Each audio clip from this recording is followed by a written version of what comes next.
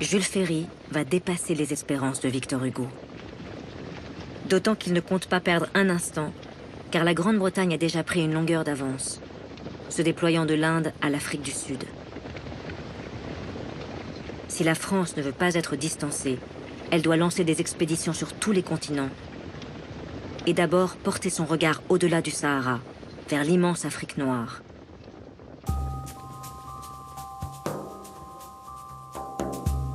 Ferry envoie un jeune officier, Pierre Savorgnan de Brazza, à la découverte de la mystérieuse Afrique équatoriale, là où aucun Européen ne s'est encore aventuré.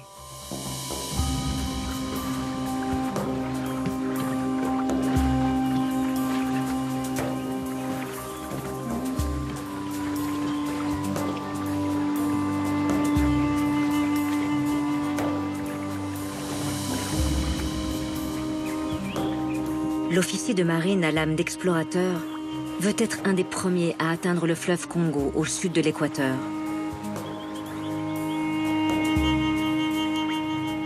Depuis le petit comptoir français de Libreville au Gabon, Pierre Savorgnan de Brazza remonte le fleuve Ogooué et fonde une nouvelle station qu'il appelle Franceville.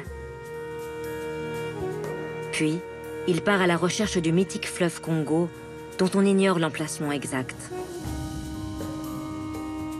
Les derniers kilomètres seront les plus difficiles, comme il le racontera.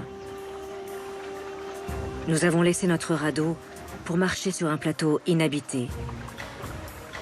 Brûlé par le soleil, plusieurs fois égaré, je me croyais perdu.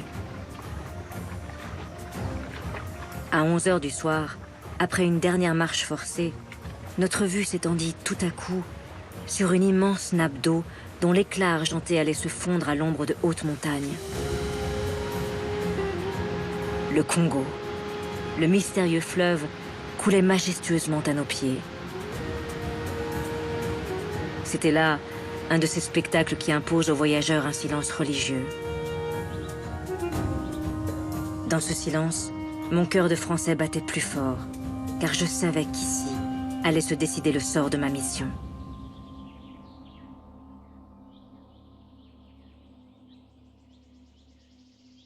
Brazza est un idéaliste et pacifiste qui refuse de faire usage de la force.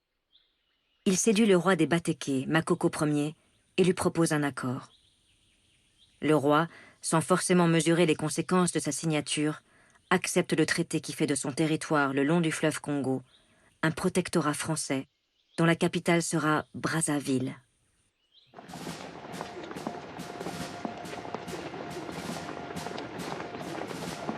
Le succès de la France au Congo crée de fortes tensions entre puissances européennes. Il devient impératif de s'entendre si chacun veut avoir sa part du continent noir.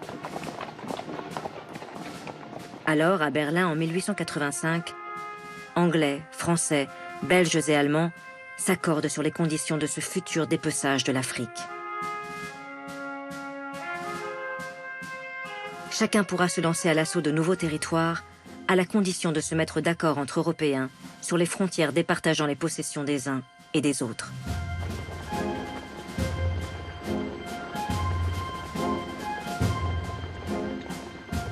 Cet accord de Berlin est comme le signal qu'attendait l'armée française pour s'élancer en Afrique sur plusieurs fronts, au départ des comptoirs français de Saint-Louis et de Dakar, au Sénégal.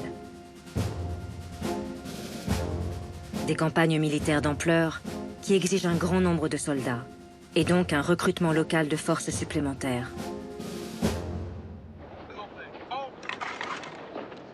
Comme elle le fera dans tout l'Empire, la France s'appuie ici sur les oppositions tribales ou religieuses pour attirer des volontaires. Grâce à une solde conséquente et à un statut protecteur, les tirailleurs sénégalais sont désormais plusieurs milliers. Ces soldats vont devenir l'armée coloniale la plus entraînée et la plus utilisée par la République pour mener sa conquête du continent. Et cette conquête va être sanglante.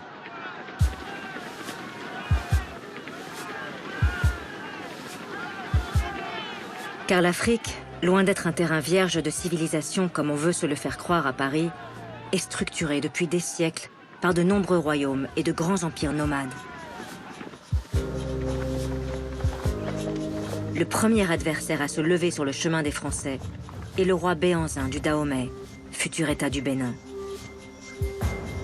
Béhanzin, présenté dans la presse parisienne comme un roitelet sanguinaire et esclavagiste, a surtout osé refuser le protectorat qu'on lui proposait. À plusieurs reprises, le roi du Dahomey interpelle le président de la République. Dieu a créé le noir et le blanc, chacun pour habiter la terre qui lui a été désignée. Le blanc s'occupe de commerce et le noir accepte de faire le commerce avec le blanc. Mais les rois du Dahomey n'ont jamais donné leur territoire. Ils ne le peuvent pas, c'est impossible. Et jamais nous ne céderons.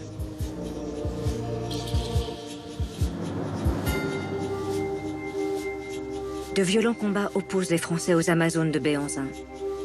5000 combattantes particulièrement entraînées, mais qui seront écrasées par les troupes coloniales.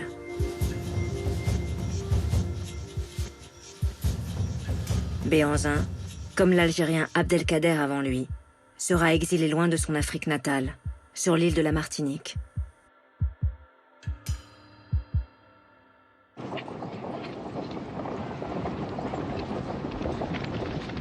L'armée française progresse maintenant au nord du Dahomey. Mais la résistance va être d'une toute autre ampleur lorsque les officiers coloniaux vont affronter Samori Touré, chef guerrier mandingue régnant sur plus de 400 000 km². Un vaste empire nomade, unifié par l'islam, qui s'étendait de la Guinée actuelle à la Côte d'Ivoire et jusqu'au Burkina Faso.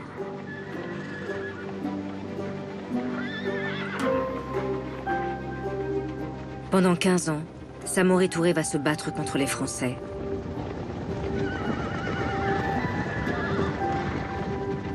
Mais malgré ses 30 000 hommes, Samori résistera difficilement à la puissance de feu française. Obligé de se replier, il est capturé en 1898. On le voit sur cette photographie écouter la sentence qui le condamne à l'exil sur une île du Gabon, où les conditions de détention seront telles qu'il mourra rapidement d'une pneumonie.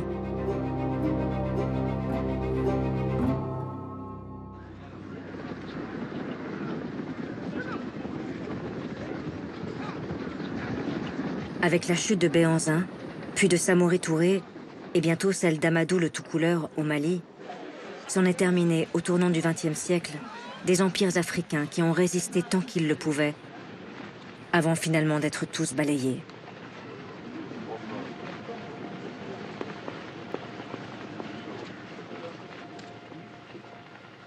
En quelques décennies, les puissances européennes ont réussi leur mainmise sur le continent africain.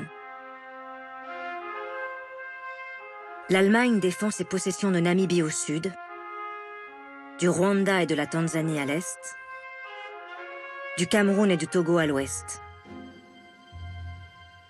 Le Portugal tente de préserver ses colonies d'Angola et du Mozambique. Les Anglais, eux, rêvent de faire la jonction entre le Caire au nord et le Cap tout au sud, grâce à leurs colonies du Kenya et d'Ouganda. Quant aux Français, ils sont enfin parvenus à réunifier autour du lac Tchad toutes leurs possessions africaines, depuis l'Algérie au nord, les comptoirs du Sénégal à l'ouest, jusqu'à Brazzaville, en Afrique équatoriale.